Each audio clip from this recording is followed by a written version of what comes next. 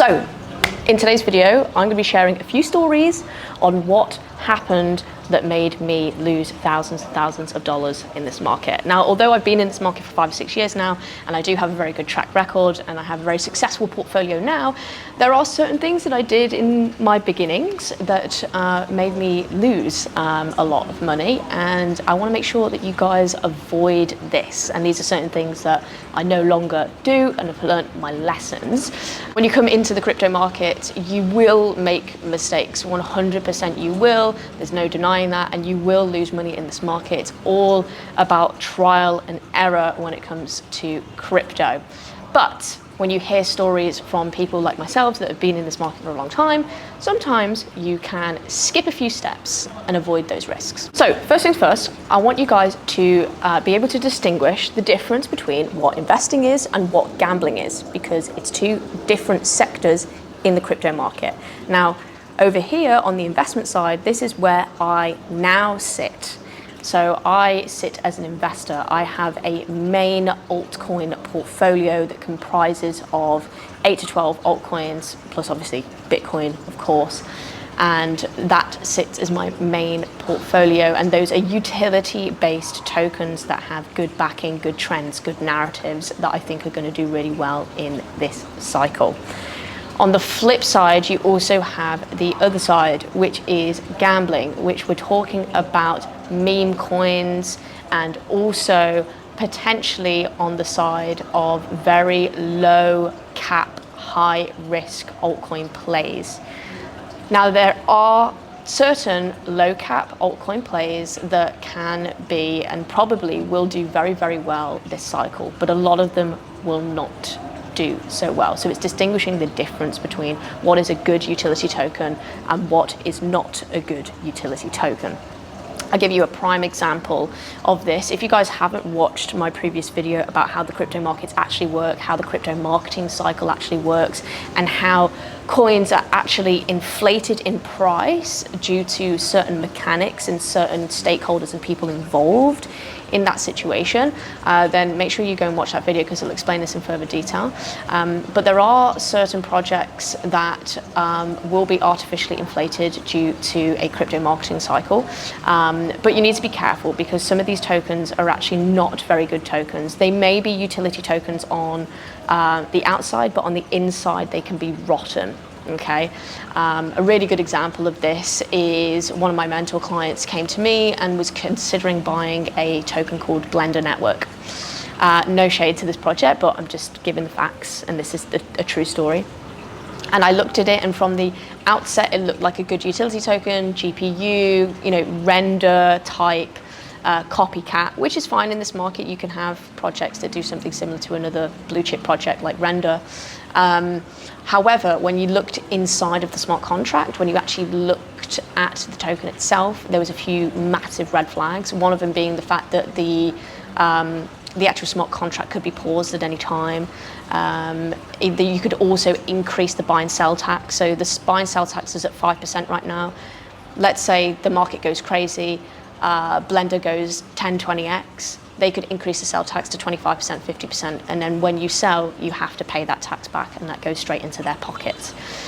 So that's one instance where you have to really be careful and research your tokens and look inside of the smart contracts, because even though a low cap gem could look like a gem on the outside, it could actually be very, very rotten on the inside. So that's a top tip for me.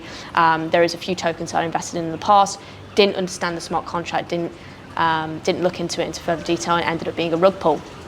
This is back in the days. This is 2020. This was when I was, in the Tron ecosystem. So for those that don't know Tron, it's very well known for being a pretty scammy blockchain, and it is, and it continues to be to this day. And it's not something that I get myself involved with. I know that there's meme coins popping off in that ecosystem right now. I don't care. I don't want to touch it. I was using a lot of DeFi protocols, decentralized finance protocols on Tron, and I made some decent money from it. And the only reason why I was actually successful in these DeFi protocols was because I was consistently taking profits and actually taking the profits out of Tron and putting it into the Ethereum ecosystem and the Ethereum DeFi ecosystem. So that actually was a positive play for me. But a lot of people lost a lot of money on the Tron network because most of these DeFi protocols ended up rugging. I just remember one day I looked back on my Tron wallet, looked at the DeFi protocol, didn't even exist anymore. It just disappeared. All the money that I had in there, which was nothing at the time because I consistently took profits, that had disappeared. So, it was a couple $1,000s, neither here nor there. I took a lot more than that out, so it was a net positive for me. But that's another lesson, is to just be wary of using, different types of blockchains. How reputable are the blockchains, and also how reputable are the DeFi protocols that you're using? Because you can use DeFi protocols to squeeze as much juice out of the cryptocurrencies that you currently have, and you can stake and you can lend and you can borrow and do all of that good stuff, which is amazing. But you also just need to vet the DeFi protocol as well. Look at the team, look who's behind the project, and also how successful it is, and also if the APYs are too out there. Like if you're looking at 100% APY, 200%, 300%, even more than 30% APY is a little bit of a red flag for me. I like to keep the APYs low because it means that it's a more sustainable economical model. So that's something to bear in mind as well when you are, trying to squeeze as much juice out of this market as you possibly can. So that'd be another top tip for me. Another thing, again, yield farming. Yield farming was a huge craze back in 2020, 2021. I did a lot of yield farming. Most of it was unsuccessful. Again, a lot of these DeFi protocols can pop up out of nowhere. And the funny thing is that when you're retail, when you're a beginner, you don't actually realize how easy it is to copy and paste a DeFi protocol. You can literally go on chain and you can look, because blockchain technology is transparent, you can pretty much get the code for a DeFi protocol, copy the entire thing, copy the skeleton, paste it. Obviously you need to use a developer for this. I wouldn't know how to do it, but paste the code, change a few things here and there, but create it as your own DeFi protocol, and then you're off to the races and you've got your own DeFi protocol, which is crazy, which is absolutely crazy to think about, that people can just create decentralized exchanges and all of these DeFi applications pretty much out of nowhere. And think about as well in the meme coin market how easy it is with Pump Fun right now to create a meme coin out of nowhere. That's why there's thousands, if not hundreds of thousands that are currently, being deployed every single day. How can you be sure that that meme coin is going to be a success? You really can't unless you have insider information, unless you are part of the 𝗥𝗲𝗃, which again, in my previous video, we talk about how to get into the 𝗥𝗲𝗃, how to get this insider information. So if you haven't watched that video, make sure you go check it out. But these are the things that you want to avoid in this market. Now, I'm not saying you should totally avoid DeFi protocols, because there are some that I am using, but a lot of the early ones, a lot of the ones that have popped up over the last sort of, few months, and also the, new meme coins that kind of just pop out of nowhere. We have blue chips now. We have 𝗏, which is the leader in base. You have 𝗏𝗏 that is leading ETH right now with Shiba, and you also have the likes of Bonk on Solana. There are blue chips that, are going to be around for a longer period of time, but the ones that just kind of club up out of nowhere, they usually have like a 2-month period, and most of them, 90% of them, will die off and not have a secondary pump. There's a few that do, but again, you have to be kind of in the know. You have to have that insider information. If you don't have that, then it's going to be very difficult for you to really be able to get in on these types of altcoin plays. And that's why, in my personal opinion, I see that more as gambling than I do investing in this market. And that's what I would avoid if you are a beginner. Now, I do want to talk about some high-risk altcoin plays that, can pay off, because they can.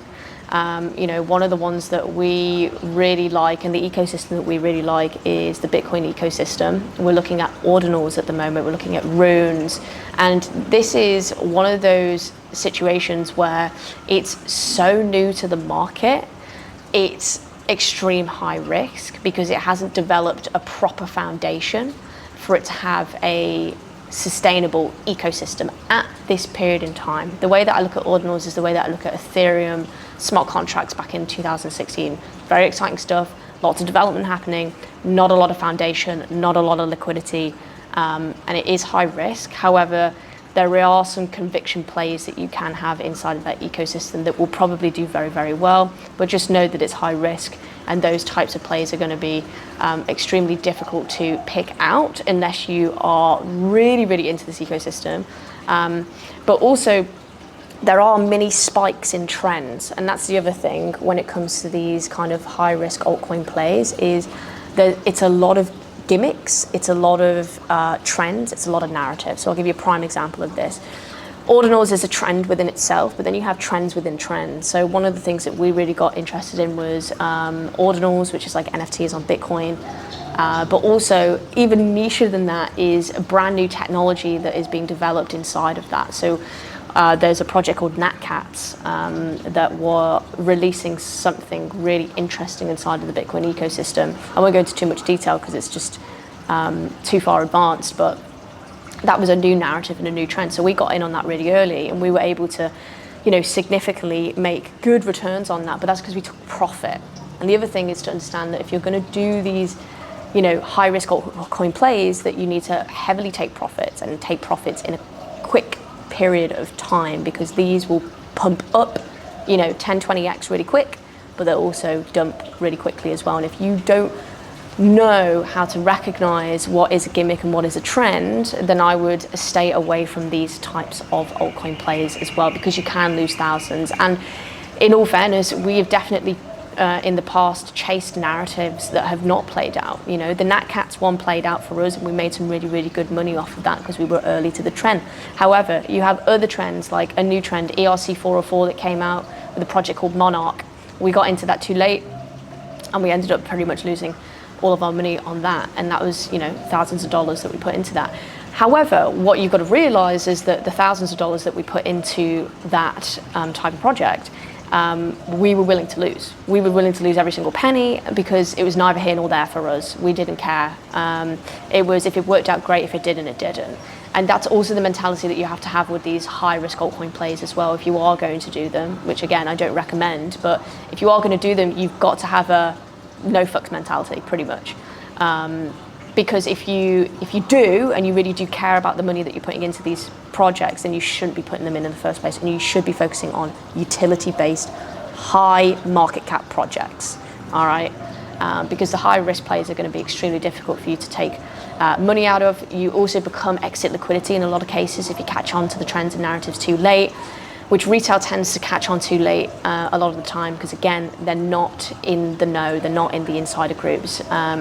So yeah, that's why I would avoid those types of projects, in my honest opinion. If you haven't been in this market for over 2 to 3 years, then yeah, I wouldn't recommend it. And if you don't really have your ear to the ground, then I wouldn't recommend getting into these types of projects either. So that's about it, guys, for this video. Hopefully you found some value and knowledge in this. Please do stay away from the high risk altcoin plays if you are a super beginner in this market, or you have a large portfolio. Don't be playing with lots of money in these types of high risk plays. If you are going to risk a very small percentage, I mean, I'm talking like 1-2%, maximum 5% in these types of plays, because a lot of these will probably end up going to zero. It's great to test the market. Like, I love putting money and testing the market with these new trends, new narratives, new high risk plays, new ecosystems, things like that. And for me, it makes sense to do that. But again, very small percentage of my overall capital. And I also do not care if it goes to zero, because I know a lot of it will. Stick to a main portfolio, utility-based, high market cap, 8 to 12 altcoins, heavy on the Bitcoin, heavy on Ethereum, heavy on the Solana, and keep the stability in the portfolio, because this market's about to get wild. But yeah, if you guys have enjoyed the video, make sure to drop a like and subscribe if you haven't already. Also, if you guys are looking for a little bit more support in the markets, if you guys are sitting on the sidelines right now, we've just had the Fed rate cut happen. We're looking very, very bullish right now. It's looking like we're about to take off. We've got 6 weeks till the election, so you know, this is really the time to kind of get all your ducks in a row. And if you guys are looking for that extra support, extra professional help, then, you know, make sure you click the link down below, book in a call with myself or my team, and let's have a chat and see where we can help you and support you in this market, and also help you exit the market. That's the biggest thing. That's the biggest thing that people struggle with. This is what we're here to help with. So yeah, hopefully you guys like this video. I'll see you in the next one.